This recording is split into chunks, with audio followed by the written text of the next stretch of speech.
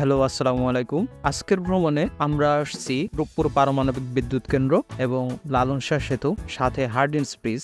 আর আজকে আমরা বোটে করে যাব একপুর পারমাণবিক বিদ্যুৎ কেন্দ্রের একদম কাছে, যেখানে পানিপথে আমরা একদম কাছ থেকে গিয়ে সবকিছু ঘুরে দেখব। তো চলুন যাওয়া যাক। আর চাইলে ততক্ষণে আপনারা চ্যানেলটি সাবস্ক্রাইব করে দিতে পারেন।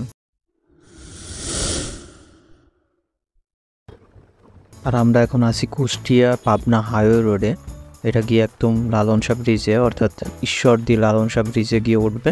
তো আমি আর আসি আমার কাজিন আশিক। তো রাস্তা অনেক ভালো, কারণ আর দেরিও হয়ে গেছে অনেক, যার কারণে ওরা তোরা টান দিয়ে এখন তাড়াতাড়ি যাইতে হবে, নাহলে আবার আমাদের ব্যাক করতে হবে ঝিনাইদহ, অনেক রাত হয়ে যাবে।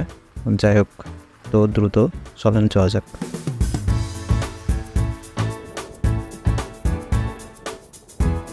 আর আমরা এখন লালন শাহ সেতুর খুবই কাছাকাছি চলে আসছি। এই গোল চত্বরের পরেই লালন শাহ সেতুর টোল গেট। আর টোল গেটে দেওয়া লাগবে মোটরসাইকেলের 10 টাকা করে টোল। আর টোল দিয়ে আমরা উঠে যাব লালন শাহ সেতুর ব্রিজের উপরে। তো চলুন আমরা টোল ঘরে টোল দিয়ে উপরে যাই।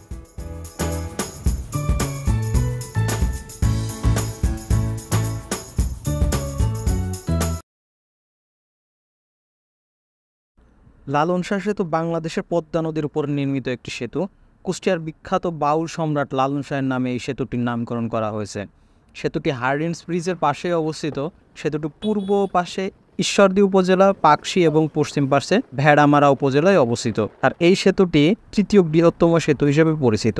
সেতুটির দৈর্ঘ্য 1.8 কিলোমিটার এবং প্রস্থ 18.10 মিটার।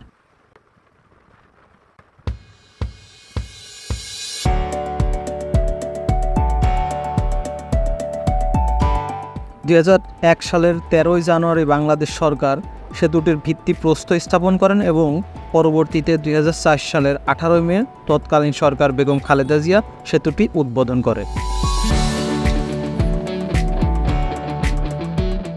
ঈশ্বরদী রূপপুরের সেতু কোল ঘেঁষেই ঠিক দক্ষিণে অবস্থিত হচ্ছে রূপপুর পারমাণবিক বিদ্যুৎ কেন্দ্র, যা বাংলাদেশের সবথেকে বড় প্রজেক্ট। আর আমরা আপনাদের দেখাবো রূপপুর পারমাণবিক বিদ্যুৎ কেন্দ্রের একদম কাছ থেকে গিয়ে। তো চলুন যাই।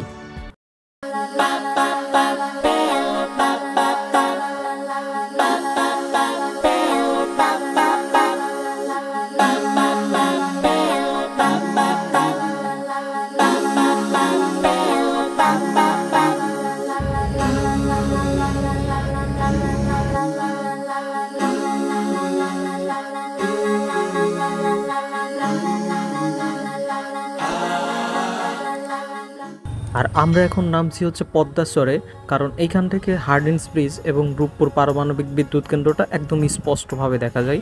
আর খুব সম্ভবত এখান থেকে নৌকা যায়, মানে রূপপুর পারমাণবিক বিদ্যুৎ কেন্দ্রের ওই সাইড দিয়ে ঘুরে আসে। তো চলুন যাই, রূপপুর পারমাণবিক বিদ্যুৎ কেন্দ্র দেখে আসি একদম পদ্মাচরে গিয়া।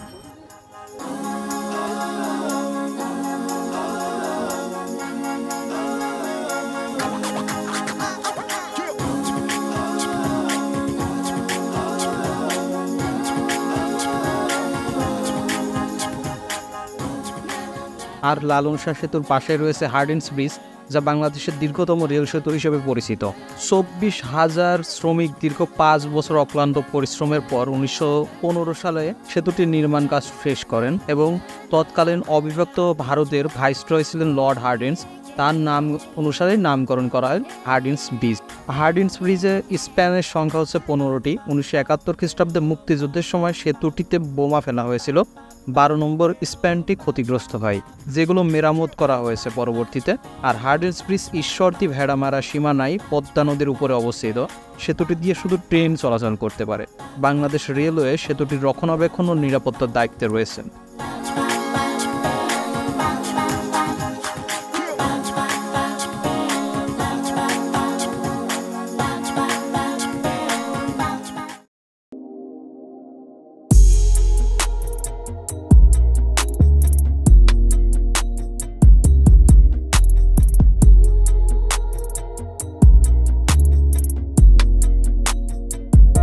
আর এখন আমরা মাত্র 50 টাকা করে নৌকা ভাড়া করে রূপপুর পারমাণবিক বিদ্যুৎ কেন্দ্রে যাওয়ার জন্য এই নৌকায় উঠলাম।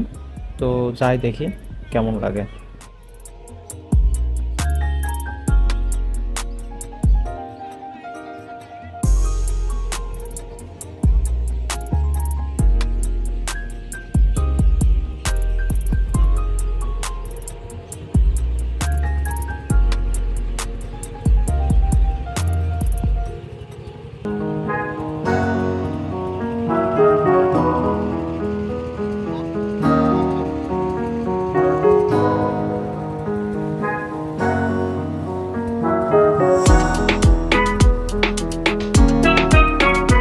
আজ পদ্মা নদীতে নৌকায় উঠে এক অন্যরকম ভালো লাগা কাজ করছে, যেটা এর আগে কখনো লাগেনি।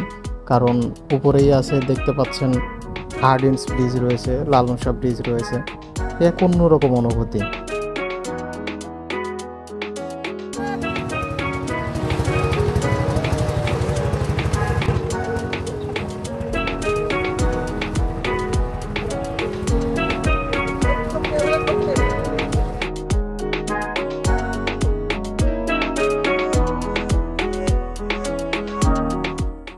বাংলাদেশের রাজধানী ঢাকা থেকে প্রায় 200 কিলোমিটার দূরে অবস্থিত পাবনার ঈশ্বরদী উপজেলার পাকশী ইউনিয়নের রূপপুর গ্রামে পারমাণবিক বিদ্যুৎ কেন্দ্রটি স্থাপন হচ্ছে। এর কারণেই আসলে এটার নাম রূপপুর পারমাণবিক বিদ্যুৎ কেন্দ্র হিসেবে পরিচিতি পাচ্ছে।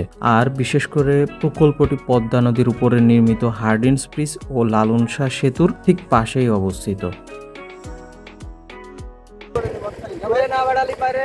বোঝা যাবে না যে আসলে জীবনটা কত ভালো লাগবে, কিংবা কত ভালো জীবন, আল্লাহর যে সৃষ্টির কত ভালো নিয়ামত, এটা না ঘুরলে ভালো করে বোঝা যাবে না, আসলেই বোঝা যাবে না। এগুলো তো বলতে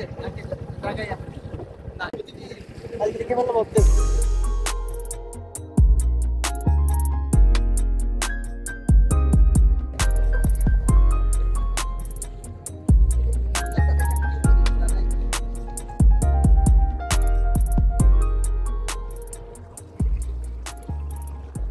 রূপপুর পারমাণবিক বিদ্যুৎ কেন্দ্র হচ্ছে 2.4 গিগাওয়াট ক্ষমতা সম্পন্ন একটি পারমাণবিক বিদ্যুৎ কেন্দ্র, যা বাংলাদেশের পাবনা জেলার ঈশ্বরদী উপজেলার রূপপুরে অবস্থিত। এটি বাংলাদেশের প্রথম পারমাণবিক বিদ্যুৎ কেন্দ্র, যা বাংলাদেশের বিদ্যুতের 20% এই বিদ্যুৎ কেন্দ্র থেকে উৎপাদিত হবে। 2024 সালের 13ই অক্টোবর প্রথম ইউনিট এবং দ্বিতীয় ইউনিট 2025 সালের 17ই অক্টোবর চূড়ান্ত হস্তান্তর করার কথা থাকলেও 2024আর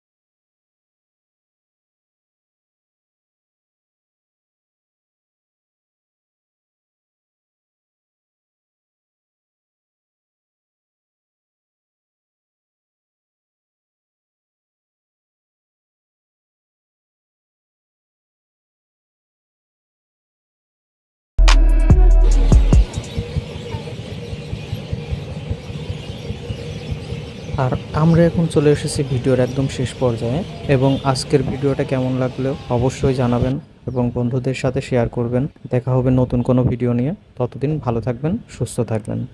আল্লাহ হাফেজ।